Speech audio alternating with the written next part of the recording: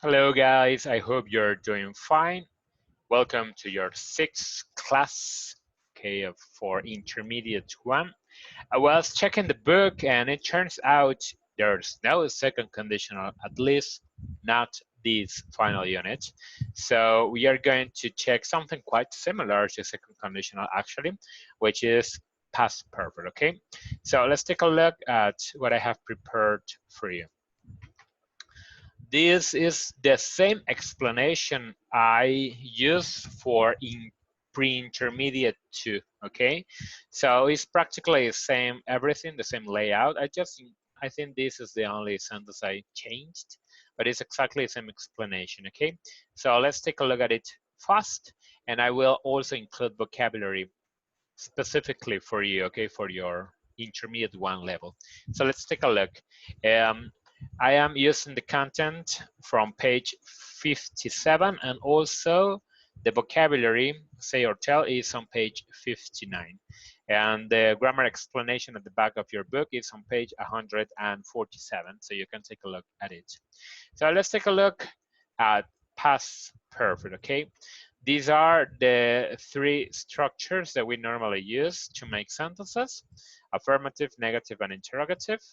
And the affirmative one is the principal, the one that you're going to be using the most, is had plus verb in past participle. Okay, so if you have these two elements together, you have a sentence in past perfect. So the name could be confusing, right? Why is it past? Well, the auxiliary have is in past, which is had. There's no conjugation. I had, you had, she had, we had, they had. It's the same conjugation in English, fortunately. And the verb is in past participle. So it's, for example, see, saw, seen, the third one. Eat, ate, eaten, the third one, okay? So the negative, we only have to transform the auxiliary had into hadn't. That's everything. Or the extended form had not. She had not eaten, she had not visited, she had not seen, and that's everything. And the question, you have to make an inversion. Had she visited? Had plus subject plus verb in past participle and a complement, and of course the question mark. But that's quite easy. There is no don't, there's no doesn't, there's no nothing. Okay, just had or hadn't. Now, let's take a look at the explanation. We use it to indicate something that happened before, which is past perfect, and another event in the past, which is past simple or past continuous. There is a contrast between these two sentences. That's why past perfect doesn't go alone in most of the cases. You don't normally create a sentence just using past perfect. We normally have to contrast it with simple past or past continuous or maybe another tense. Let's take a look at the phrases in affirmative. It says, I had seen that movie before. This sentence is correct. Let's say that you go to the cinema, you are with a friend, and you tell, oh, I had seen that movie before, or this is a remake. I had seen this movie many years ago, okay? So in this case, yeah, it's a sentence that you could normally say, but you need the context. What is the context? You are in the cinema with your friends. So that is a specific context. Now, other natural sentences, for example, the negative, she hadn't finished the exam when the teacher asked for it. So the lady or the man didn't end the exam, and the teacher was already collecting that, so probably that person is not going to get all of the points. Okay, she hadn't finished, and then the second action, the teacher asked for it. Now the interrogative, we have, had she obtained her license before she started driving? Which, if the answer is no, it's something illegal. Okay, so first you get your license and then you drive and go anywhere. So let's take a look at other examples. I had studied 2 years of kindergarten when I started elementary school. These two sentences are true for me. It's my real life. So I studied, I think, second and third grade of kindergarten, and then I started my elementary school. And it's correct. In English, you should write kindergarten with T because it comes from German, if I'm not mistaken, okay? Second sentence, I had never had a class in English when I started university. So I had studied English, of course, middle school and high school, but my teachers never spoke in English or just very specific sections of the class. Fortunately, I managed to understand what they were saying because I was studying grammar, vocabulary, etc. Okay. Now, these are other two examples. We hadn't finished the course when we had to interrupt it due to coronavirus, okay? So we had started the course, we had taken the first quiz, then we took 1 or 2 classes, and then the coronavirus became a thing here in Merida, so we couldn't continue. And the final question says, had she submitted her learning activity before quiz 1? Yeah, she had. No, she hadn't, okay? So these are the short answers. Yes, she had. No, she hadn't. Yes, I had. No, I hadn't. Yes, we had. No, we hadn't. It's quite simple, right? Translation, just in case it's not quite clear to you yet. I had studied 2 years of kindergarten. Ya había estudiado 2 años de kinder, okay? When I started elementary school, cuando comencé la primaria. Nunca había tenido una clase de inglés cuando comencé la universidad. No habíamos acabado el curso cuando tuvimos que interrumpirlo debido al coronavirus, ¿ok? And has she submitted? Ya había ella entregado su actividad de aprendizaje antes del primer parcial. So that would be pretty much the translation into Spanish, okay? Now, let's move on to and one more extra practice for you. If you want to expand your usage of past perfect and some more vocabulary, I have a video which is very similar to this one on the pre-intermediate 2 list, which is class number 4. And it contains the same explanation, but after that I show a short summary or I narrate and the Titanic movie, like in a very short paragraph, you can practice other past tenses, okay? So take a look at that video if you are interested. Now, let's take a look at something specific for you, which is say or tell. And these two verbs are quite interesting. We normally use say in general, okay? I say good things. So I am an optimistic person, so I normally say good things to all of the people. That would be. In the case of tell, is very similar.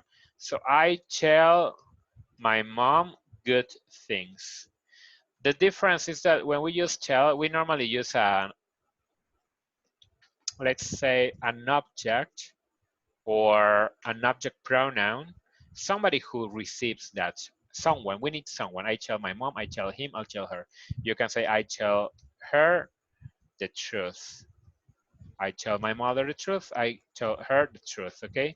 So in this case, we have to use another person, another pronoun. Otherwise, it is incorrect, okay? However, we're gonna check some examples in which tell could go alone. It's also possible to use say with to. I say to my mother, blah, blah, blah. But we normally use it in past. I said to my mother, which is gonna be the final topic for the next video, okay? So I recommend that you use say without you, he, she, it. It's better to use I say good things. I say, what can I say? I say what I think, okay? Could be, but it's normally I'll tell people what I think. So it's quite similar. Now, let's take a look at the example. You can practice your listening, and I'm going to read to you on page 59. There is an exercise which says vocabulary, say and tell. I'm just going to read the answers, and you could practice your listening without looking at the book and just repeat. I mean, just listening and repeating, or just listen, or trying to write them down. Or you can check your book if you have already done the exercise. Just compare your answers, check that your answers are correct, okay? So let me read them for you. They are 12 sentences. Number 1 says, do you often tell jokes? Can you tell any jokes in English? This is the one I was telling you. In this case, we say tell jokes. We don't say tell me, tell him jokes. We say directly or say jokes. We don't say that. We say tell jokes, okay? This one is important. Number 2, do you have an elder brother or sister? Did he or she tell you what to do as a child? Number 3, can you say hello, goodbye, and thank you in 4 different languages? Number 4, if you hated your friend's hairstyle and she asked your opinion, would you tell the truth? Tell the truth is another. So tell jokes, tell the truth is another important one to memorize. Now, number 5, can you tell me something about your last holiday? In your family, do you usually say a prayer before meals? Say a prayer and is, Dear God, thank you very much for this meal we're going to have. Of course, if you're a Catholic, or maybe in other religions, you also say something similar, right? So say a prayer before meals. Number 7, did your teachers in primary school tell you off a lot? This is a very good one. Tell off is like reprimand. It means like when you do something bad, you don't do that again. You shouldn't do that. You shouldn't say that. You shouldn't behave like that. You're a bad boy. You're a naughty boy. So in that case, is tell someone off. Oh, my mother told me off yesterday because I said some nasty things to my little sister. So it's like, you are a bad person. That is to tell off. Okay, it's a very good phrasal verb. Now, number 8 says, if you had a minor car accident and it was your fault, would you say sorry to the other driver? Probably. Now, can you tell the difference between British and American and English? Another good expression. Tell the difference. It's like, can you differentiate? Or you can say, oh, you can tell something apart. Oh, this one, I think this one is British, and I think this one is American. Oh, I think Adele sings in British English, and I think Britney Spears is very, very American, or Miley Cyrus. Okay, very Southern accent. Now, if one of your classmates was cheating in a test, would you say something to the teacher? Okay, would you say something to the teacher? So in that case, when somebody is like copying in an exam, okay? Do you think it's always wrong to tell lies? Tell lies is the third one. So it's tell the truth, tell jokes, and tell lies. To tell a lie is to lie. Now, when you are saying something that is false, something that is not true, but you are trying to cheat on someone or cheat someone or like trying to persuade someone, okay? Now, and finally, you have number 12. If a homeless person asks you for money, do you usually say yes or no? Okay, so this is the final answer. So I hope it's of great use to you. Try to practice this and try to use it in your everyday speaking. Okay, thank you for your attention, guys. See you. Bye bye and take care, please.